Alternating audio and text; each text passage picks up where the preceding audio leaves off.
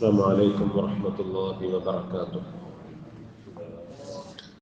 الحمد لله رب العالمين والصلاة والسلام على سيد الأولين. അല്ലാഹു സുബ്ഹാനഹു വ തആല നമ്മുടെ മജ്‌ലിസ് സ്വീകരിക്കട്ടെ. നാം അനുഷ്ഠിക്കുന്ന നോമ്പും നമ്മുടെ എല്ലാ ഇബാദത്തുകളും കുറ്റമറ്റ നിലയിൽ അല്ലാഹു തആല കബൂലാക്കട്ടെ. നമ്മുടെ എല്ലാ പാപങ്ങളും അല്ലാഹു തആല മാപ്പാക്കി നമ്മുടെ ഹൃദയങ്ങളെയും നമ്മുടെ ആത്മാക്കളെയും പരിശുദ്ധമാക്കി തരുമാറാകട്ടെ. വിശുദ്ധമായ റമദാൻ മുഴുവനും നമുക്ക് അനുകൂലമായ സാക്ഷിയാക്കി നാളെ റബ്ബിന്റെ മുൻപിൽ നമുക്ക് സുന്ദരമായി മനോഹരമായി കാണാനുള്ള തൗഫീഖ് അല്ലാഹു നമുക്കെല്ലാം നൽകട്ടെ. നമ്മിൽ നിന്ന് മരണപ്പെട്ടു പോയവർക്കെല്ലാം അല്ലാഹു മഗ്ഫിറത്തും റഹ്മത്തും പ്രദാനം ചെയ്യട്ടെ. അല്ലാഹുവിന്റെ അനുഗ്രഹം കൊണ്ട് റമദാനിന്റെ 8ാമത്തെ നോമ്പ് അൽഹംദുലില്ലാഹ്. ലോകത്ത് ഏറ്റവും കൂടുതൽ ദൈർഘ്യമേറിയ നോമ്പ് ഈ വർഷം ന്യൂസിലാൻഡിലാണ് എന്നാണ് പറയുന്നത്. 14 മണിക്കൂറും 50 മിനിറ്റുമാണ് അവരുടെ ഫാസ്റ്റിംഗ് ടൈം. ഏറ്റവും കുറവ് ഫിൻലാൻഡ് എന്ന് പറയുന്ന ചെറിയ രാജ്യത്താണ്. അവർക്ക് 11 മണിക്കൂറും 58 മിനിറ്റുമാണ്. ഇവിടെ ഇന്ത്യയിൽ ശരാശരി പറയുന്നത് 12 മണിക്കൂർ 38 മിനിറ്റാണ്. നമ്മുടെ നാട്ടില് 5:23 തുടങ്ങും അല്ലെ, 6:37. അപ്പൊ എത്രയായി? ഏകദേശം 13 മണിക്കൂറും 14 മിനിറ്റുമാണ്. ചില സമയത്തൊക്കെ പ്രവാസികൾക്കൊക്കെ 15 മണിക്കൂറൊക്കെ വരാറുണ്ട് അല്ലെ. ചൂട് കൂടിയ സമയത്ത് പകല് കൂടും. അൽഹംദുലില്ലാഹ് നമുക്ക് ഏകദേശം സമയം ഇങ്ങനെയൊക്കെ തന്നെയായിരിക്കും. നോമ്പ് എടുക്കാത്തവരെ സംബന്ധിച്ചിടത്തോളം അവര് ചിന്തിക്കും, ഇതെങ്ങനെയാണെന്നുള്ളത്. ഇത്രയും സമയമൊക്കെ ഭക്ഷണം കഴിക്കാതെ വെള്ളം കുടിക്കാതെ ഒക്കെ ഇരിക്കുന്നത് അല്ലേ. യഥാർത്ഥത്തിൽ നോമ്പ് എടുക്കുന്നവർക്കാണെങ്കിലോ ഇതൊരു തരം സുഖമാണ്, ഒരു രസമാണ് ഫാസ്റ്റിംഗ്. അൽഹംദുലില്ലാഹ്. അല്ലാഹു സുബ്ഹാനഹു വ തആല ഒരിക്കലും അവന്റെ അടിമയെ ബുദ്ധിമുട്ടിക്കൂല. അള്ളാഹുവിന് നമ്മളോടുള്ള സ്നേഹം ഒരു പെറ്റ ഉമ്മ തന്റെ കുഞ്ഞിനോട് കാണിക്കുന്ന സ്നേഹത്തിന്റെ 100 ഇരട്ടി സ്നേഹമാണ് അള്ളാഹുവിന് നമ്മളോട്. ഉടയതമ്പുരാനായ റബ്ബിന് അവന്റെ സൃഷ്ടികളായ നമ്മളോടുള്ള സ്നേഹം 100 പെറ്റ ഉമ്മയുടെ സ്നേഹമാണ്. അപ്പൊ ഒരിക്കലും അല്ലാഹു തആല നമുക്ക് ബുദ്ധിമുട്ടുണ്ടാകുന്ന ഒരു കാര്യം ചെയ്യില്ല.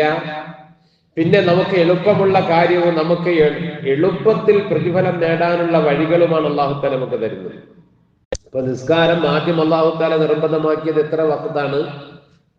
50 വഖത്താണ്. അത് പിന്നെ 5 ആക്കി. അള്ളാഹുവിന് അറിയാമല്ലോ 50 വഖത്ത് നമുക്ക് പറ്റില്ല എന്നുള്ളത്. പക്ഷേ അല്ലാഹു തആല 50നെ 5 ആക്കിയത് അല്ലാഹു തആല നമ്മോട് പറയാണ്, വേണമെങ്കിൽ നിങ്ങളുടെ മേൽ എനിക്ക് 50 നിർബന്ധമാക്കാം, ചെയ്തേ പറ്റൂ. പക്ഷെ എനിക്ക് നിങ്ങളോടുള്ള കാരുണ്യമാണ് ഞാൻ 50നെ അതിന്റെ 10-1 5-1 തന്നിട്ട് ആ 50ന്റെ പ്രതിഫലം ഞാൻ നിങ്ങൾക്ക് തരുന്നു എന്നുള്ളത്. ഏത് കാര്യം? തിന്മയിൽ നിന്ന് അല്ലാഹു തആല മനുഷ്യനെ തടഞ്ഞതും ആ നിലയിലാണ്. നന്മ ചെയ്യാൻ വേണ്ടി അല്ലാഹു തആല കൽപ്പിച്ചതും അങ്ങനെയാണ്. ഇപ്പൊ നോമ്പ് ഇസ്ലാമിന്റെ പ്രാരംഭ കാലഘട്ടത്തിൽ റമദാനിന് നോമ്പ് നിർബന്ധമില്ലായിരുന്നു. റമദാൻ നോമ്പ് നിർബന്ധമാകുന്നത് ഹിജ്റയുടെ 2ാം വർഷം എന്ന് പറഞ്ഞാൽ നബി സല്ലല്ലാഹു അലൈഹി വസല്ലം തങ്ങൾക്ക് നുബുവത്ത് കിട്ടി നബിയായിട്ട് 13ാമത്തെ വർഷമാണ് ഹിജ്റ നടക്കുന്നത്. ആ 13 വർഷവും മക്കയിലായിരുന്നു. അപ്പൊ എന്തില്ല? റമദാൻ ഇല്ല. അപ്പൊ ഉള്ളത് മുഹറം 10ന്റെ നോമ്പുണ്ടായിരുന്നു. പിന്നെ എല്ലാ മാസവും 3 ദിവസത്തെ നോമ്പുണ്ടായിരുന്നു സുന്നത്തായിട്ടൊക്കെ. അത് കഴിഞ്ഞ് മദീനയിലെത്തി 2ാമത്തെ വർഷം, അപ്പോ 15 വർഷം കഴിഞ്ഞു നുബുവത്ത് കിട്ടിയിട്ട്. 15ാമത്തെ വർഷമാണ്, അഥവാ ഹിജ്റയുടെ 2ാം വർഷമാണ് റമളാൻ മാസത്തിലെ നോമ്പ് നിർബന്ധമാകുന്നത്. കാരണം എന്താ? അതുവരെയും പരിശുദ്ധമായ ദീനിനെ കുറിച്ച് ജനങ്ങളെ ബോധ്യപ്പെടുത്തി അവരുടെ ഹൃദയത്തിൽ ഈമാൻ ഉണ്ടാക്കിയെടുക്കുക എന്നുള്ളത്. നിസ്കാരവും 10ാമത്തെ വർഷമാണ്. ഹിജ്റ നുബുവത്തിന്റെ 10ാമത്തെ വർഷം മേറാജിന്റെ രാത്രിയാണ് നിസ്കാരം. അതുവരെ നിസ്കാരവും നിർബന്ധമില്ല. അല്ലാതെ 2 റക്അത്ത് നിസ്കാരമൊക്കെയാണ് ആ കാലഘട്ടത്തിൽ ഉണ്ടായിരുന്നത്. ഫർദ് നിസ്കാരം നിർബന്ധമില്ലായിരുന്നു. നോമ്പിന്റെ കാര്യവും അങ്ങനെയാണ്. മാത്രമല്ല, ഈ നോമ്പിന്റെ കാര്യം തന്നെ മനുഷ്യർക്ക് ബുദ്ധിമുട്ടാണ്, പ്രയാസമാണെന്നൊരു രംഗം ഉണ്ടായപ്പോൾ അല്ലാഹു തആല ഇളവ് ചെയ്തു കൊടുത്തു. ചരിത്രത്തിൽ കാണാം, നോമ്പ് തുടക്കത്തിൽ ഒരാള് മഗ്‌രിബിന് നോമ്പ് തുറന്നിട്ട് ആ സമയത്ത് എപ്പോ ഉറങ്ങിയാലും, മഗ്‌രിബിന് ശേഷം എപ്പോ ഉറങ്ങിയാലും അതോടുകൂടി അവർക്ക് നോമ്പായി. ഉറങ്ങി എഴുന്നേറ്റ് കഴിഞ്ഞാൽ പിന്നെ എന്ത് ചെയ്യാൻ പാടില്ല? ഭക്ഷണം കഴിക്കാനോ വെള്ളം കുടിക്കാനോ പാടില്ല. അതായിരുന്നു നോമ്പിന്റെ രീതി. സുബഹി ആകണ്ട. ഇങ്ങനെ ഇരിക്കെ ഒരു കർഷകനായ സഹാബി, അൻസാരിയായ സഹാബി, ഖൈസ് ബിൻ സമർ എന്നാണ് അദ്ദേഹത്തിന്റെ പേര്, റളിയല്ലാഹു അൻഹു. അദ്ദേഹം കൃഷിയൊക്കെ കഴിഞ്ഞു വൈകുന്നേരം വീട്ടിൽ വന്നു. വളരെ ക്ഷീണിതനായിരുന്നു, നോമ്പ് എടുത്തിട്ടുണ്ട്. നോമ്പെടുത്തുകൊണ്ട് ജോലി ചെയ്യുക എന്നുള്ളത് അല്ലേ, വലിയ കഷ്ടപ്പാടാണ്. നമ്മുടെ കടപ്പുറത്തൊക്കെ ജോലി ചെയ്യുന്ന ആളുകളുണ്ട്. അല്ലാഹു അവർക്ക് ആഫിയത്ത് കൊടുക്കട്ടെ, അല്ലാഹു തആല ആരോഗ്യം കൊടുക്കട്ടെ.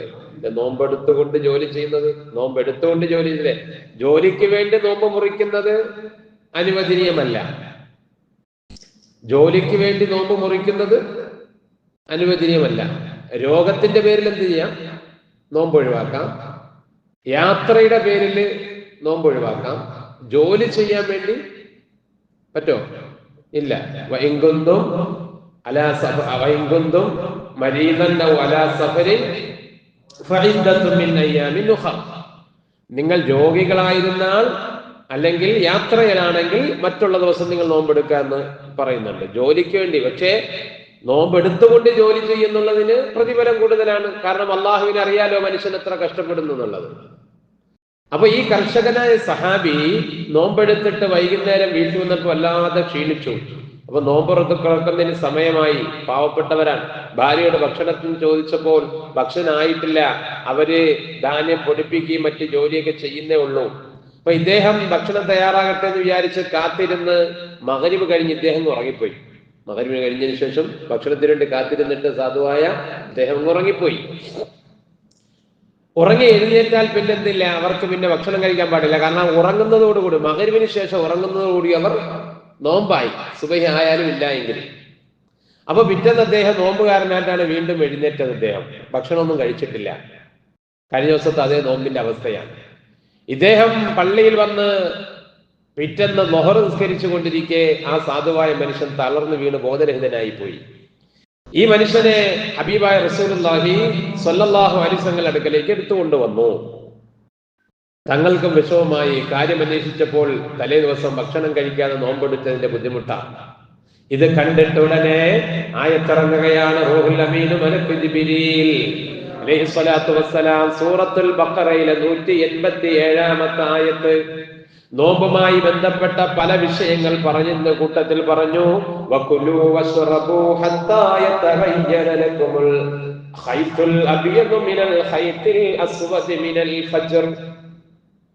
അവിടെ നോമ്പിന്റെമായി ബന്ധപ്പെട്ട് പല വിഷയങ്ങൾ പറഞ്ഞു. ഞാനത് നമ്മളിത് ദൈർഘ്യമാകുന്നതുകൊണ്ട് ഞാനത് ഇത് മാത്രം എടുത്ത് സൂചിപ്പിച്ചതാണ്. 187-ാമത്തെ ആയത്താണ്.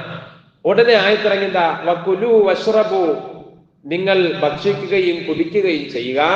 ഹത്താ യതബയ്യന ലകുമുൽ ഖൈത്തുൽ അബിയദു മിനൽ ഖൈത്തിൽ അസ്വദ്, നിങ്ങൾക്ക് വെളുത്ത നൂലും കറുത്ത നൂലും തമ്മിൽ പരസ്പരം വ്യക്തമാകുന്നത് വരെ എന്ന് പറഞ്ഞാൽ പ്രഭാതമാകുമ്പോഴാണ് കൂരിരുട്ടിൽ കറുത്ത ചരടും വെളുത്ത ചരടും എടുത്തു വെച്ചാൽ നമുക്ക് രണ്ടും ഒരുപോലെ തോന്നും, മനസ്സിലാവൂല പരസ്പരം. എന്നാൽ എപ്പോഴാണോ അത് നിങ്ങൾക്ക് രണ്ടും രണ്ടായിട്ട് മനസ്സിലാവുന്നത് അതുവരെ നിങ്ങൾ ഭക്ഷണം കഴിക്കുകയും കുടിക്കുകയും ചെയ്യുക. അതുകൊണ്ട് അല്ലാഹു തആല ഉദ്ദേശിച്ച ഏത് സമയമാണ്? മിനൽ ഫജ്ർ, ഫജ്റിന്റെ സമയമാണ്. അപ്പോഴാണ് അന്ന് മുതലാണ് പിന്നെ ഫജ്ർ വരെ, ഫജ്റിന്റെ ബാങ്ക് വരെ നോമ്പ് പിടിക്കാം എന്നത്, ഭക്ഷണം കഴിക്കാം എന്നുള്ള നിയമം അവിടെ മുതലായതാണ്. അല്ലാഹു തആല അവന്റെ അടിമയുടെ പ്രയാസവും ബുദ്ധിമുട്ടും കണ്ടിട്ട് എന്ത് ചെയ്തു? എളുപ്പം ചെയ്ത് ഇളവ് ചെയ്തു കൊടുത്തു. അള്ളാഹുവിനുള്ള കാരുണ്യമാണ്. അതാണ് ലാ യുകല്ലിഫുല്ലാഹു നഫ്സൻ ഇല്ലാ വസ്അഹാ. മനുഷ്യന്റെ കഴിവിനപ്പുറം ഒരിക്കലും അള്ളാഹു മനുഷ്യനോട് പ്രവർത്തിക്കാൻ കൽപ്പിക്കുകയില്ല. അദ്ദീനു യുസ്റുൻ, ദീന് എളുപ്പമാണ്. ഇതുപോലെ അള്ളാഹു അവന്റെ അടിമകൾക്ക് ഇതുപോലെ എളുപ്പം ചെയ്തു കൊടുക്കുന്നത് പോലെ ഇതിലൊരു മെസ്സേജ് ഉണ്ട്, ഇതിലൊരു സന്ദേശം എന്താണ്? നമ്മളും നമ്മുടെ കീഴിലുള്ളവർക്ക്, നമ്മളോടൊപ്പമുള്ളവർക്ക് പരമാവധി എളുപ്പം ചെയ്തു കൊടുക്കുക, ബുദ്ധിമുട്ടിക്കലല്ല. നമ്മളോടൊപ്പം നമ്മുടെ കീഴിലുള്ള, നമ്മളെ ആശ്രയിക്കുന്നവർക്ക് എത്രത്തോളം നമുക്ക് എളുപ്പം ചെയ്തു കൊടുക്കാൻ പറ്റുമോ അത് നമ്മളും എളുപ്പം ചെയ്തു കൊടുക്കുക എന്നുള്ളതാണ്. അള്ളാഹു തആല മനസ്സിലാക്കാൻ തൗഫീഖ് നൽകട്ടെ.